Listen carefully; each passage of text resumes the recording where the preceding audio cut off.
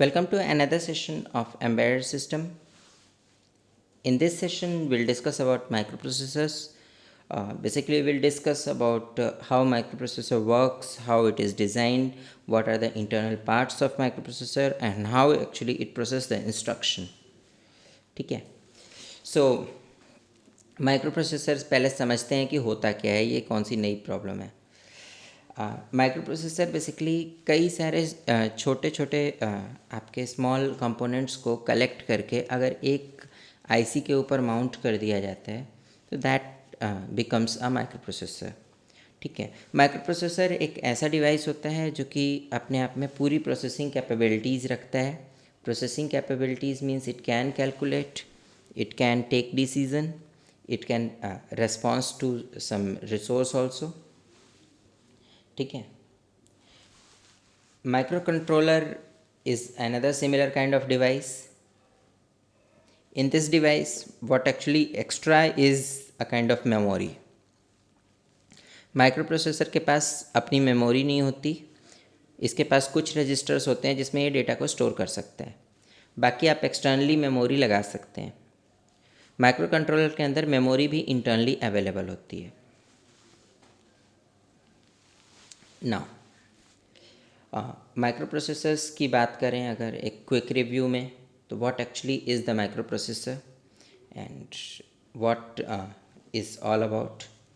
Microprocessor एक ऐसा device है जो कि आपके डिफरेंट स्मॉल इंटीग्रेटेड सर्किट के ऊपर प्रोसेसिंग के सारे फंक्शन को प्रोवाइड करता है. ठीक है. कुछ सीक्वेंस ऑफ इंस्ट्रक्शंस को फॉलो करते हुए कोई भी एक्टिविटी करवा सकता है जिसको कि हम प्रोग्राम बोलते हैं. माइक्रोप्रोसेसर को अगर हम पार्ट्स में डिवाइड करें तो it has different parts like it communicate with the help of address bus, control bus and data bus. ठीक है. एड्रेस जो हैं वो आपके एड्रेस डिकोडर को पास ऑन कर दिए जाते हैं. आपके एड्रेस डिकोडर से बेसिकली कुछ कंट्रोल सिग्नल्स जनरेट होते हैं जो डिफरेंट डिवाइसेस को फोर्स करते हैं कि ये डिवाइस इस समय ऑन होगा. ठीक है. इन द सेम वे आपकी एड्रेस बस किसी मेमोरी लोकेशन से डेटा को एक्सेस करने के लिए भी यूज़ की जा सकती है और एड्रेस बस को किसी प्रोग्राम मेमोरी से कोई स्पेसिफिक प्रोग्राम रीड करने के लिए यूज़ किया जाता है. Data bus again is used for both all the three purposes like accessing data from the memory, accessing code from the program and accessing IO from some IO device. ठीक है. Control bus का काम different type के devices को control करना है कि ये डिवाइस इस समय काम करेगा या नहीं करेगा और क्या करेगा. ठीक है. माइक्रोप्रोसेसर को इसके अलावा एक इनपुट दिया जाता है that we call as clock. Clock जो है ये टाइम इनपुट है, ये टाइमर इनपुट है कि कितनी देर में एक स्टेटमेंट एग्जीक्यूट किया जाएगा. ठीक है. Then other than this we give here power supply and there is an interrupt, we call it reset. Okay. Now अगर माइक्रोप्रोसेसर की हम फीचर्स की बात करें तो किसी भी एम्बेडेड सिस्टम के लिए माइक्रोप्रोसेसर हमारा एक इम्पॉर्टेंट पार्ट होता है. इसके साथ में एक हमको मेमोरी चाहिए होती है. डेटा ट्रांसपोर्ट के लिए कुछ बसेस चाहिए होती हैं. ठीक है. और अगर हमें आउटपुट डिवाइस से कम्युनिकेट करना है तो we require some communication system to communicate with the output device and input device also. ठीक है. नाउ माइक्रोप्रोसेसर के पार्ट्स की बात करें तो माइक्रोप्रोसेसर के 3 पार्ट्स होते हैं, ALU, CU and registers. So specifically talking about arithmetic logic unit, इसका काम होता है जितने भी मैथमेटिकल कैलकुलेशन करने हैं, जितने भी लॉजिकल कैलकुलेशन करने हैं, ये सारे मैथमेटिकल या लॉजिकल कैलकुलेशंस को परफॉर्म करता है. ठीक है. Mathematical calculation means all the calculations related to your addition subtraction like things, and logical calculations are if you want to compare something, if you want to check whether something is greater or less or some specific event has happened or not. ठीक है. जहाँ आपको answer yes no में आना है, true false में आना है, all those comes under logical part. Now अगर रजिस्टर्स की बात करें तो रजिस्टर्स के अंदर हमारे पास जो है एक एक्यूमुलेटर रजिस्टर होता है, जिसका काम होता है कि एएलयू जो भी कैलकुलेशन कर रहा है उसका कम से कम एक ऑपरेंड एएलयू के आपके पास एक्यूमुलेटर रजिस्टर में होता है to make the instruction faster.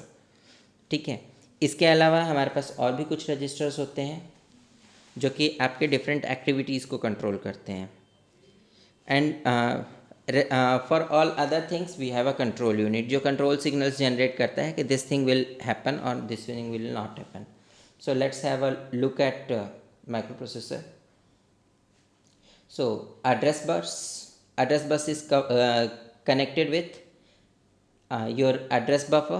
address buffer जो है ये आपका किसी भी तरीके के एड्रेस अगर माइक्रो प्रोसेसर के हेल्प से जनरेट होंगे तो वो एड्रेस बफर को पास ऑन किए जाते हैं, जो एड्रेस बस को पास कर देता है। ठीक है, एड्रेस बस से डेटा आता है तो वो डेटा बफर के अंदर आता है। Data buffer is connected to all the data registers like your accumulator, general purpose registers, and your instruction register and your condition code register।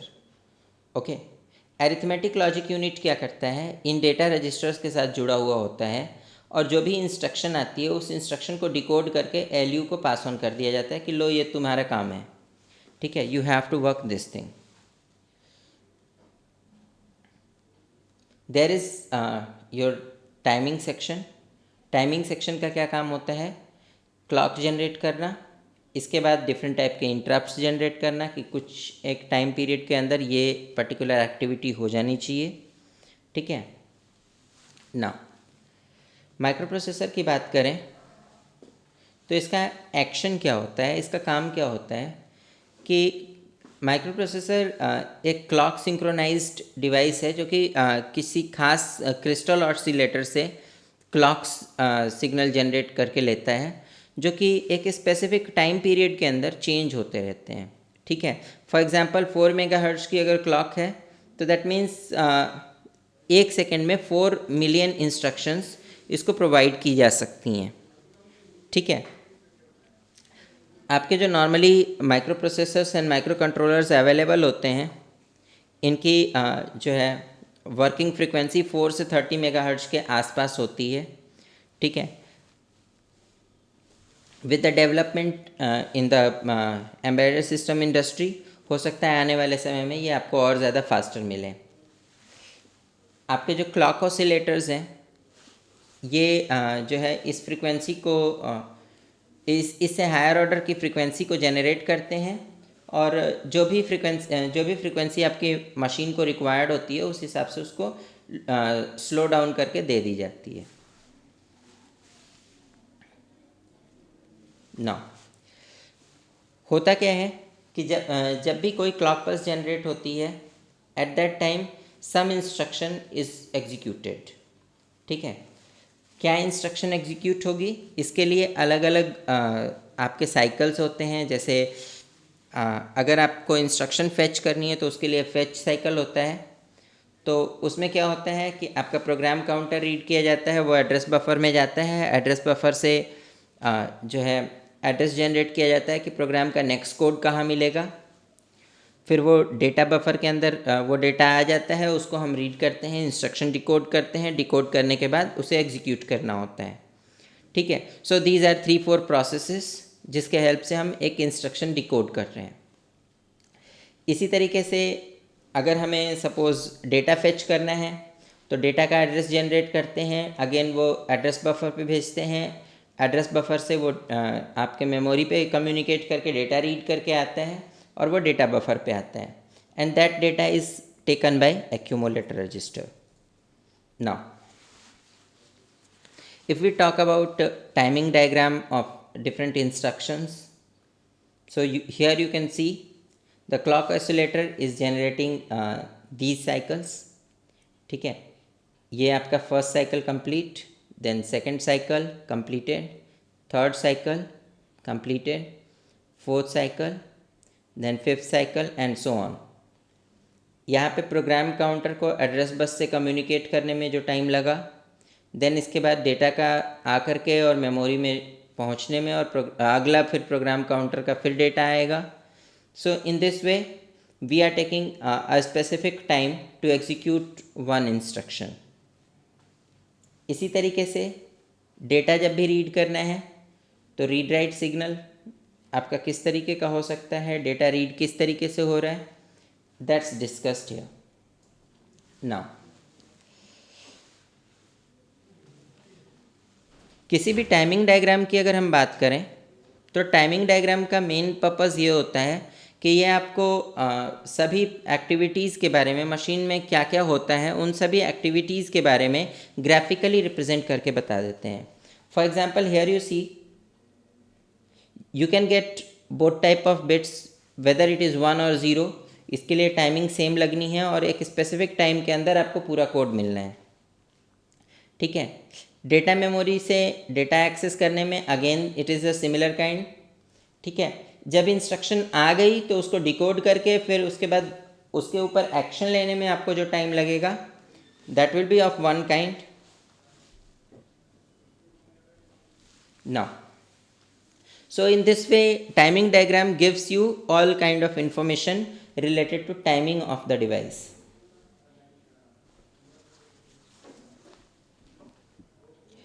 इसके अलावा अगर कहीं मेमोरी पे कुछ राइट करना हो या मेमोरी से कुछ रीड करना हो तो for this we use read write signal also. अगर रीड राइट सिग्नल की वैल्यू लो है यानी ज़ीरो है तो it is a write signal, if it is 1 it is a read signal. इसी तरीके से अगर डेटा बस से कुछ कम्युनिकेट करना हो we have the signal for that, and there are some specific cycle like fetch cycle. Fetch cycle is basically the cycle that is used to fetch next instruction from the processor memory to the processor. Now arithmetic logic unit जो है आपका 8 bit का तब कहा जाता है जब वो एक साथ में 8 बिट्स को लेकर के प्रोसेस कर सकता हो। ठीक है, 8 बिट की ऑपरेशंस परफॉर्म कर सकता हो और कोई भी मैथमेटिकल ऑपरेशन जिसका रिजल्ट 8 बिट्स में आ सकता है उसको ये इजीली सॉल्व कर सकता हो।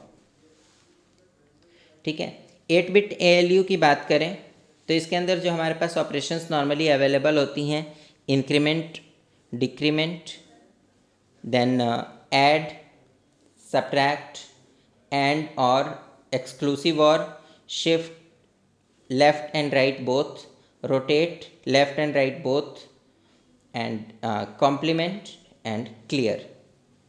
ठीक है, these are the instructions available normally with 8-bit CPU. There is no multiplication symbol or there is no instruction for multiplication also. ठीक है, फिर मल्टीप्लिकेशन करना होगा तो 8 बिट से कैसे होगा? There are specific algos for multiplication with 8-bit registers, so we can use those algorithms. Now, अगर हम instructions की बात करें तो arithmetic logic unit के साथ आपके जो है 8-bit processors के अंदर limited number of instructions थी, क्योंकि ऑपरेशन कोड का जो साइज़ था वो डिफाइंड था कि 80 बिट का होगा। ठीक है, हमने क्या किया कि जैसे जैसे प्रोसेसर फैमिली के अंदर साइज़ बढ़ा 16 बिट सिस्टम आया, 16 बिट के हमने प्रोसेसर फैमिली ले ली, 16 बिट के हमने प्रोसेसर्स ले लिए, तो उसके साथ साथ हमारा इंस्ट्रक्शन का साइज़ भी बड़ा हो गया। सो 16 बिट इंस्ट्रक्शंस होने की वजह से 2 पावर 16 सिम्बॉल्स आपके पॉसिबल हैं। सो 2 पावर 16 इंस्ट्रक्शंस एक साथ एग्जीक्यूट हो सकती हैं।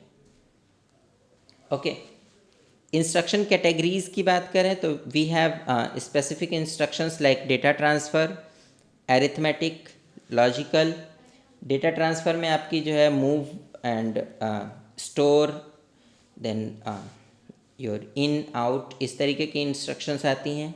एरिथमेटिक में add, subtract, increment, decrement, like that. ठीक है, लॉजिकल के अंदर आपकी invert, and, or, rotate, shift, ये इंस्ट्रक्शंस आती हैं। इसके अलावा program branching like jump, then call, return, इस तरीके के इंस्ट्रक्शन है. If we talk about the architecture of machine, so there comes the name of von Neumann. Von Neumann is the person who has given architecture of any kind of digital machine. ठीक है, किसी भी digital machine से किस तरीके से work कराना है, इसके लिए इन्होंने एक आर्किटेक्चर डिफाइन किया था. So what actually his architecture was that for any computer there is a CPU, central processing unit. It is connected with some buses to program memory and your data memory and peripherals. It can be connected with two separate buses, or it can be connected with single bus. Means here your address bus for program memory is different and address bus for data memory is different. Here it is same. Okay, now एक बार आपका suppose architecture define हो गया कि आप किस तरीके का architecture बनाना चाहते हैं, तो अब इसके बाद आप उस पर वर्कआउट करना आसान हो जाता है. ठीक है, अगर सपोज़ हम ये वाला आर्किटेक्चर फॉलो करना चाहते हैं, तो हमने एड्रेसेस डिफाइन कर दिया कि भाई मेमोरी के लिए ये वाले एड्रेसेस रहेंगे, प्रोग्राम मेमोरी के लिए ये वाले एड्रेसेस रहेंगे, डेटा मेमोरी के लिए ये वाले एड्रेसेस रहेंगे. ठीक है, और कुछ एड्रेसेस इसी में से पेरिफेरल्स के लिए भी रहेंगे. ठीक है, now there is a concept called complex instruction set computer. Complex instruction set computer क्या होता है? हियर हम क्या करते हैं कि इंस्ट्रक्शन के साइज़ को फिक्स नहीं करते. हम कहते हैं कि नहीं, इंस्ट्रक्शन का साइज़ आपका वेरिएबल होना चाहिए.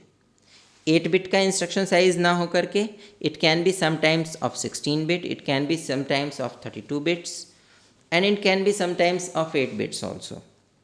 इससे बेनिफिट ये मिलता है कि प्रोग्राम का साइज़ जितना छोटा हो सकता है उतना छोटा होता है. कभी कभी अगर हमें ऐसी इंस्ट्रक्शंस की ज़रूरत पड़ती है जो कि बहुत रेयरली यूज़ होती हैं, तो वहाँ पे हम आपकी कॉम्प्लेक्स इंस्ट्रक्शंस को इस्तेमाल कर लेते हैं, जिसकी वजह से थोड़ा सा साइज़ इंस्ट्रक्शन का बड़ा रहता है. बट क्योंकि ये रेयरली यूज़ होने वाली इंस्ट्रक्शंस होती हैं, इसलिए हमें कोई ख़ास फ़र्क नहीं पड़ता.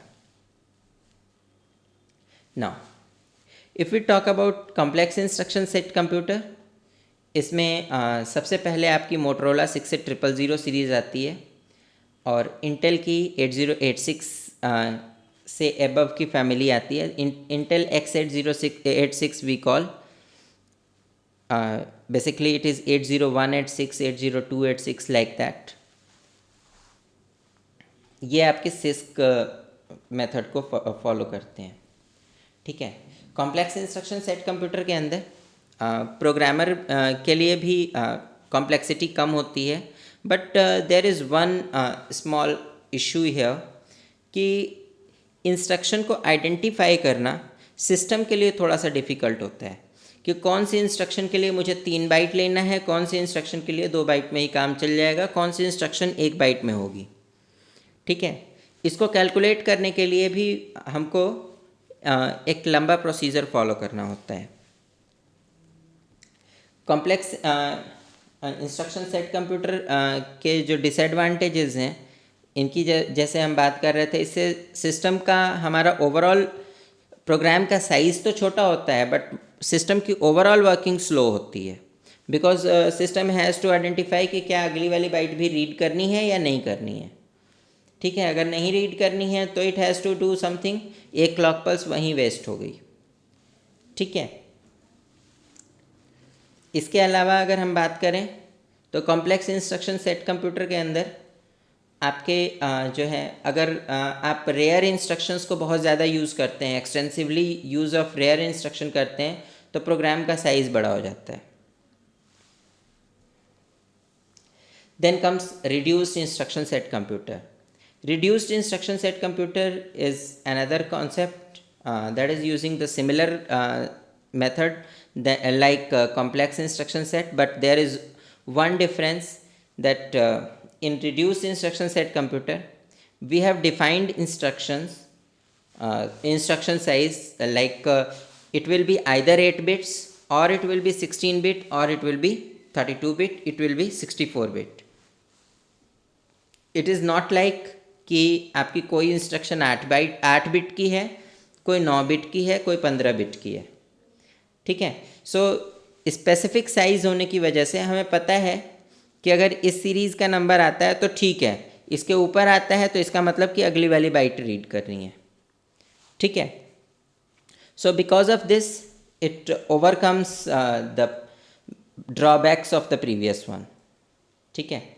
इसके डिसएडवांटेजेस, अगेन वेरिएबल साइज होना अपने आप में सिस्टम को स्लो करता है, ठीक है. वेरिएबल साइज होने की वजह से हार्डवेयर जो है वो डिफ़िकल्ट हो जाता है प्योरली क्रिएट कर पाना, ठीक है. सो हार्डवेयर एंड पे भी आपको थोड़ी सी प्रॉब्लम आती है. Now there is another concept called pipelining. Pipelining में क्या होता है कि हम जिस समय कोई एक एक्टिविटी कर रहे हैं उसके नेक्स्ट में अगर उस पर कोई नॉन डिपेंडेंट एक्टिविटी है तो उसको हम स्टार्ट कर सकते हैं. फॉर एग्जांपल जिस टाइम हम डेटा फेच कर रहे हैं उस समय अगर हम एड्रेस कैलकुलेट करना चाहें अगली इंस्ट्रक्शन का, तो यहाँ पे ये दोनों इंस्ट्रक्शंस डिपेंडेंट नहीं है, क्योंकि कैलकुलेशन के लिए काम किसको करना है, ALU को. डेटा फेच करने के लिए काम किसको करना है, आपके मेमोरी यूनिट को. तो मेमोरी यूनिट अपना अलग काम करे और ALU अलग काम करे और दोनों साइमल्टेनियसली काम करके कुछ रिजल्ट करें. There is no problem in that, ठीक है. इसी तरीके से इंस्ट्रक्शन को फेच करने के बाद जिस टाइमिंग में अगली इंस्ट्रक्शन फेच हो रही है उस दौरान इंस्ट्रक्शन को डिकोड किया जाए और एग्जीक्यूशन के लिए तैयार कर लिया जाए. जब तक एक इंस्ट्रक्शन एग्जीक्यूट हो रही है अगली इंस्ट्रक्शन फेच कर ली जाए. So in this way we can use pipelining. So here you see fetch, first instruction is executed, in the meantime second is fetched, second is executed, in the meantime third one is fetched. अगर pipelining use कर रहे हैं तो इस तरीके से आप 5 line के प्रोग्राम को, सपोज़ अगर पाइपलाइनिंग के हेल्प से कर रहे हैं तो 1 2 3 4 5 6 स्लॉट्स में ख़त्म कर दे रहे हैं, ठीक है. और अगर इसी को हम पाइपलाइनिंग नहीं यूज़ करते और तब कंप्लीट करने की बात करते तो ये 6 की जगह 10 सेट्स में कंप्लीट होता, ठीक है. नाउ पाइपलाइनिंग के टाइम में हमारे पास सबसे इम्पॉर्टेंट चीज़ क्या होती है, किस चीज़ को ध्यान रखना होता है कि जिन रिसोर्सेज को हम पाइपलाइनिंग में यूज़ कर रहे हैं वो आपस में डिपेंडेंट ना हो, ठीक है. मीन्स जब प्रोसेसिंग करनी है at the same time we are using memory unit, that's okay, but we are using memory unit for 2 different purposes simultaneously, it is not okay, ठीक है. इसमें हमारा वर्क तो रिड्यूस होता है पाइपलाइनिंग यूज़ करने से, बट होता क्या है कि इसमें जब नंबर ऑफ़ स्टेजेस बढ़ जाती हैं तो it becomes more complex. Instruction को अगर मल्टीपल सब इंस्ट्रक्शंस में डिवाइड कर दें तो it becomes easy to achieve this pipelining. अगर हम सिंपली पाइपलाइनिंग की बात करें तो किसी प्रोसेस के लिए उसको सब प्रोसेस में ब्रेक करना सबसे पहली रिक्वायरमेंट है, तब जाके उस पर पाइपलाइनिंग अप्लाई की जा सकती है. Just taking one example of admission system. होता क्या है, suppose there was one counter and that counter was used to issue form, then receive form and receive money and confirm the enrollment. Okay, what happened, इसमें कोई एक student जाता है, form receive करता है, फॉर्म फिल करता है, उसके बाद उससे जमा करता है, ठीक है. वहाँ से एनरोलमेंट कंफर्म होता है. For one student one counter is working for 5-6 different task, और इन 5-6 डिफरेंट टास्क में उसको टाइम बहुत ज़्यादा लगता है, ठीक है। सेकंड केस में हमने क्या किया, इसे डिस्ट्रीब्यूट कर दिया। पहले काउंटर पे आपको फॉर्म मिलेगा, आपको दूसरे पे जमा करना है, देन तीसरे पे आपको जो है एनरोलमेंट की कंफर्मेशन मिलेगी, ठीक है। What happens in the background, what we have done is first where the forms are sent, forms are sold out, वहाँ पे हमने जो है आपको फॉर्म सेल कर दिए, first job is done, it is not dependent on any other task, ठीक है। अब फॉर्म बिक गया है, अब हमें आइडिया मिल गया कि टोटल कितने कस्टमर्स आ सकते हैं, टोटल कितने एनरोलमेंट्स हो सकते हैं, ठीक है। अब उस हिसाब से हम सेकेंड लेवल के काउंटर्स की गिनती डिफाइन कर सकते हैं कि अगर सपोज़ ज़्यादा नंबर ऑफ फॉर्म्स सेल हो गए हैं तो उस हिसाब से हमारे पास फॉर्म सबमिट भी ज़्यादा होंगे, तो वहाँ पे हम एक की जगह 2 काउंटर 3 काउंटर रख सकते हैं। एनरोलमेंट कन्फर्मेशन में हमें केवल कन्फर्मेशन देनी है, केवल एक इन्फॉर्मेशन देनी है, तो that information can be given easily from one counter, ठीक है। So pipelining is something like that. Now, there is one activity for you. Just find out what is microprocessor and just define that what is actually instruction pipelining. That's all for now. Thank you.